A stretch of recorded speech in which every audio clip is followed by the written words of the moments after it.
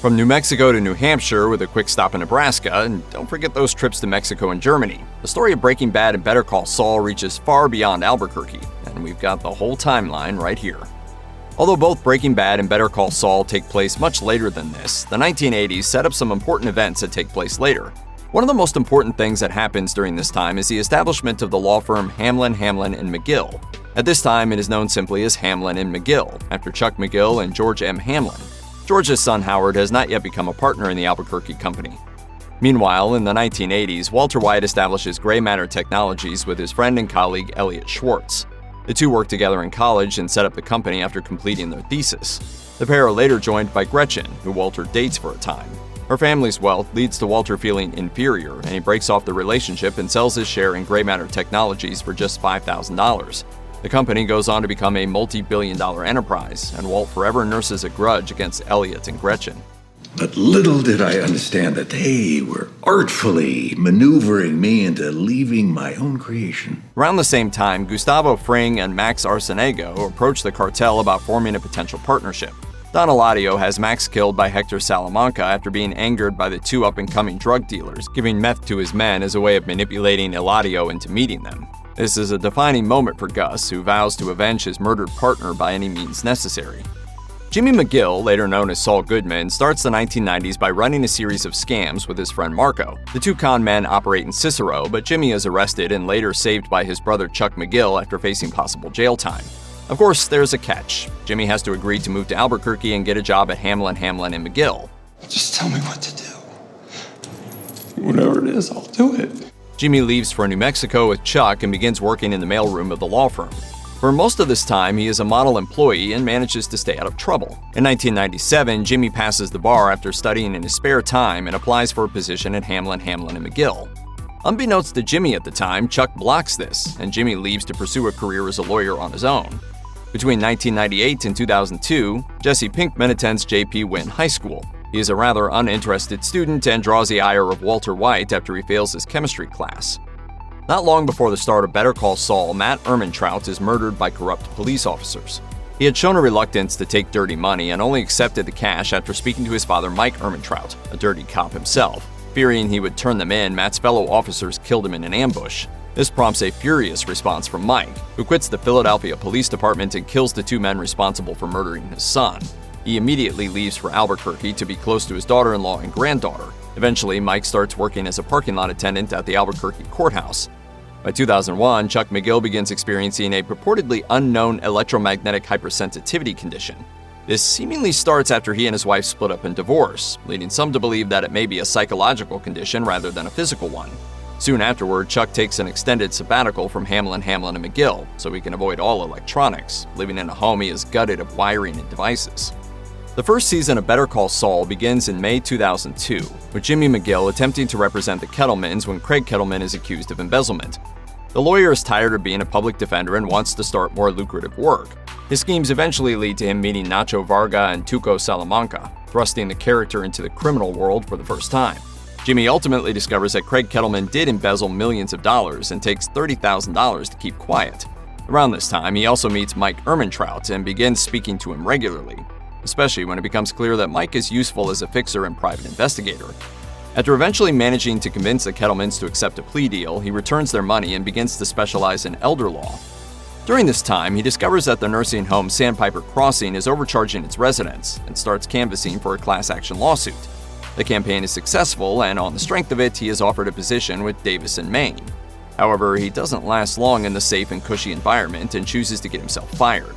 Elsewhere, to help Kim Wexler get back an important bank client, he breaks into Chuck McGill's house and changes paperwork. Around the same time, Mike begins working with Nacho to try and get rid of Tuco, which brings Hector Salamanca into the fold.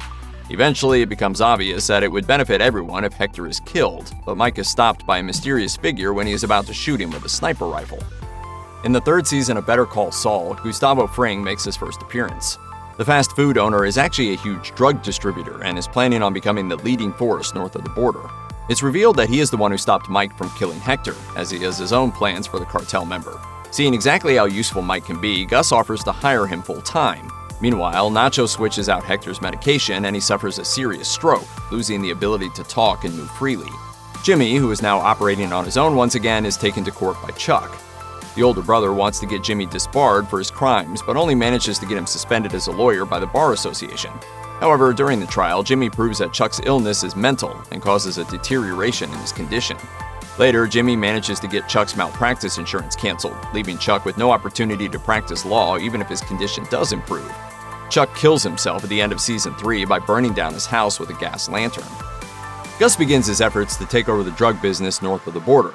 With Werner Ziegler, he begins constructing a secret meth lab underneath the laundromat he owns in an attempt to control the drug trade. He also pays for a doctor to keep Hector alive, though he ensures that the cartel leader won't recover and will stay in his debilitated condition. Working with Mike, Gus forces Nacho to act as a double agent against the Salamancas and to get information on Lalo Salamanca when he arrives in Albuquerque to oversee his family's business. Mike and Gus agree to remove Lalo from the equation so they can continue unchallenged and neutralize the Salamancas permanently. On the other hand, Jimmy strikes out on his own once again and changes his professional name. Wait, Jimmy, what? It's all good, man. After getting his law license back, he begins focusing on working directly with criminals and is soon recruited by Lalo to represent Crazy 8 and work directly with the Salamancas. He later has to help get Lalo out of jail when he's arrested and travels to the border to get a $7 million bail money. Ambushed by unknown assailants, Jimmy is almost killed until Mike saves his life, and the two make it back to Albuquerque safely. Season 5 ends in 2004 with Kim convincing Jimmy that they need to take down Howard Hamlin. Gus's plot to neutralize Lalo culminates in a daring late-night raid on the charming psychopath's Mexican compound. Nacho sets a fire in the kitchen as a distraction, then opens the back gate to a squad of armed mercenaries and takes off into the night. The mercenaries gun down nearly everyone in the compound, but Lalo is able to escape. Taking advantage of the fact that everyone thinks he's dead, Lalo sets out to prove that Gus is working against the cartel. Nacho, meanwhile, becomes the most wanted man on either side of the border, as the Salamancas hunt him for betraying Lalo and Gus cannot have him captured and interrogated. Mike arranges for him to be smuggled back stateside, but Nacho understands that he's between a rock and a hard place. He gets Mike's word that his father won't be hurt and allows himself to be turned over to the Salamancas. Rather than fully acquiesce to Gus's plan, Nacho gets the last word in before shooting himself in the head. Kim's plan to take down Howard has two goals: to force a settlement in the Sandpiper retirement home lawsuit, which would give Jimmy a hefty windfall thanks to his finder's fee, and to punish Howard for his general attitude over the course of the show. What follows is an intricate, coordinated plan across summer 2004 to make it appear as if Howard is a drug addict, using planted bags of powder, disguises, stolen cars, and staged photographs. Their plan works all too well, ruining Howard's reputation with colleagues like Clifford Maine and sending him into an emotional tailspin. Meanwhile, Lalo Salamanca has spent the weeks since the raid on his compound traveling the world in secret to expose Gus Fring. He knows that Gus made use of a German engineering team the year before to build something underneath an industrial laundromat outside of town. He knows that Nacho betrayed him on Fring's orders, and he suspects that Jimmy, who was introduced to him by Nacho, knows more than he let on when they last spoke. The legal world and the cartel world mostly exist separate from each other on Better Call Saul. But in the Season 6 episode Plan and Execution, these worlds collide, as both Howard and Lalo arrive at Jimmy and Kim's condo seeking answers. Lalo has no patience for Howard's side of things, however, and shoots him within seconds. Okay. Let's talk. Lalo sends a traumatized Kim on a mission: drive to Gus Fring's house, ring the doorbell, and gun down whoever answers. This is, of course, a suicide mission whose intent is to distract Gus and his men so Lalo can get inside the laundromat and see what exactly is going on. However, Gus quickly realizes Lalo's plan and heads to the laundromat himself, only for Lalo to get the drop on him. At gunpoint, he forces Gus to take him into the under-construction super lab, where Gus is able to kill the lights and reach a gun he had hidden away. The two men fire at each other in the dark, but only Gus's bullet finds its mark. Lalo dies with a smile on his face. That same night, Mike and his crew remove Howard's body and clean up Jimmy's condo as if the killing never even happened. Howard and Lalo are buried together underneath the super lab floor, never to be found again. And while Jimmy is more than willing to compartmentalize Howard's death and their complicity in it, Kim is unable to do so.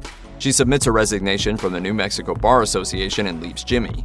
The harm that they cause others when they are together is too great. It can't be justified by their love for each other.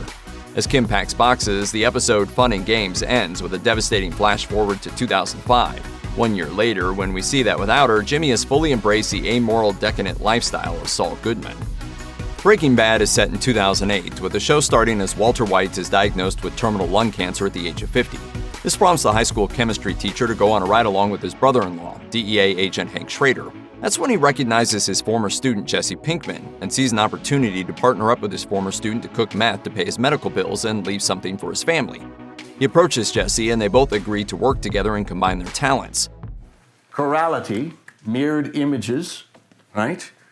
Active, inactive, good, bad. While things don't exactly go smoothly at first, Walter and Jesse do manage to successfully sell meth and soon begin cooking in an old RV out in the desert. The pair eventually run into Tuco Salamanca and enter into a partnership with him to distribute the drugs. As the relationship worsens, they eventually end up meeting Hector Salamanca and are set to be killed by Tuco. However, Hank arrives and unknowingly saves the two rookie cooks and kills Tuco in a shootout. With Tuco Salamanca no longer a problem, Walter and Jesse have an opportunity to expand and take over the role of distributors. Jesse teams up with Skinny Pete and Badger to start selling the meth themselves, and they see a good amount of success at first. Jesse even develops an undeserved reputation for being a cold-blooded killer, making it easier for his gang to collect money from dealers. Yet changes in their personal circumstances make things more difficult for them to continue cooking meth. Skylar becomes increasingly suspicious of Walter and what he's doing in his spare time. When she discovers he has a second phone, she initially suspects he may be having an affair. Eventually, she discovers that he has been lying about getting money from his former business partners to pay for his medical bills. Around the same time, Jesse enters a relationship with Jane Margulis, and they start using drugs regularly.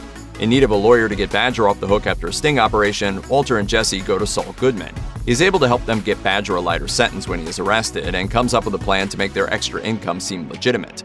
After some discussion, he puts them in contact with Gustav Fring, and the Kingpin agrees to buy a shipment of meth. Skylar leaves Walt, prompting him to try and quit the drug business in an attempt to fix his marriage. Gus is able to convince him to work directly for him, giving Walter a private underground lab to work in. Jesse joins Walter a few weeks later, and the pair continue to cook meth on an industrial scale.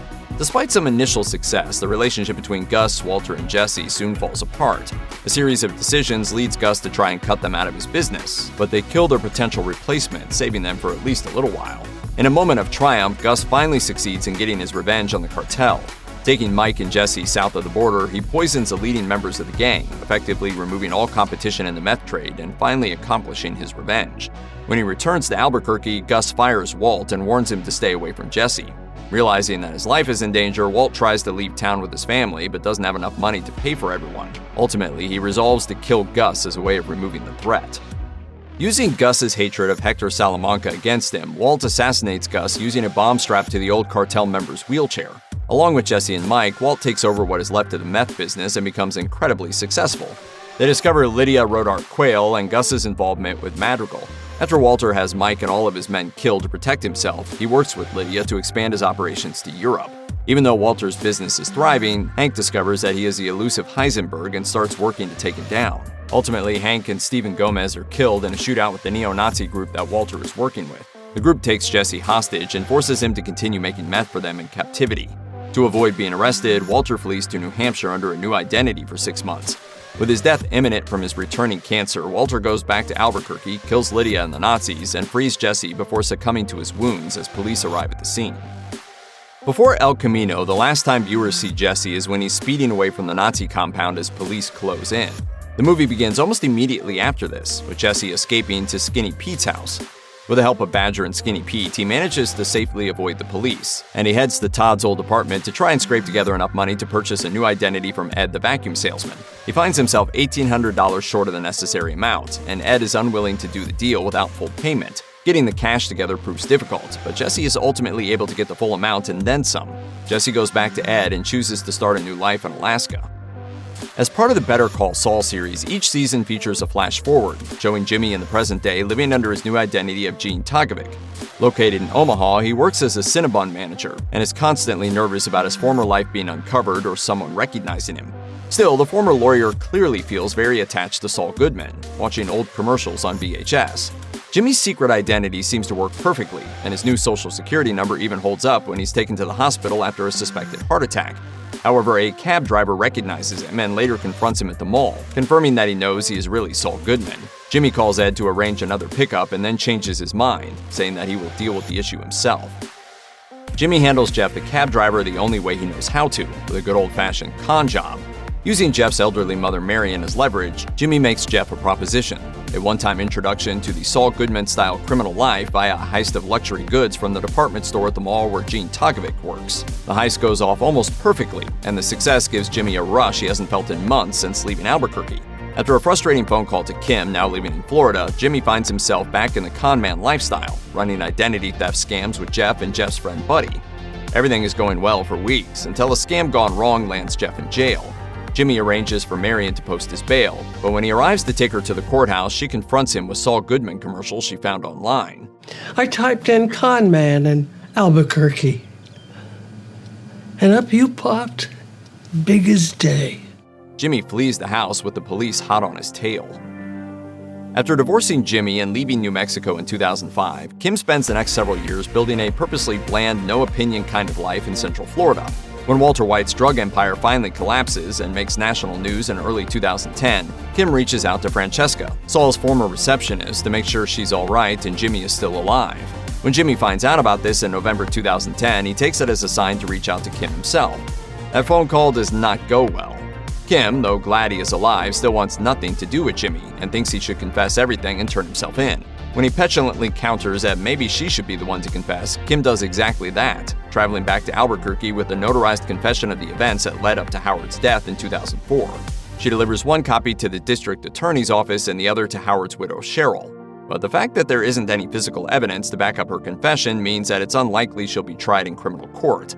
However, Cheryl implies that there's another path she can take to get revenge. I could sue you in civil court. I could take everything you've got.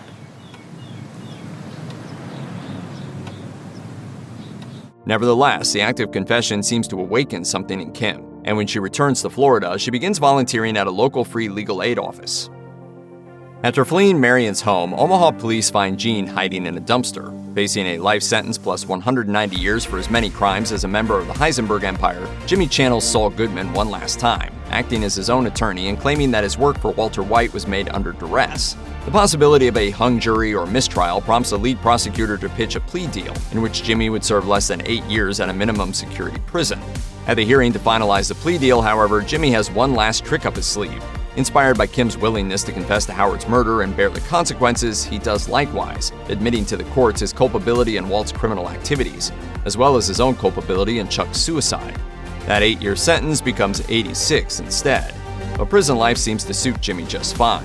He bakes bread in the prison cafeteria as if he were back at Cinnabon, and he has the respect of his fellow inmates and guards, who all call him Saul.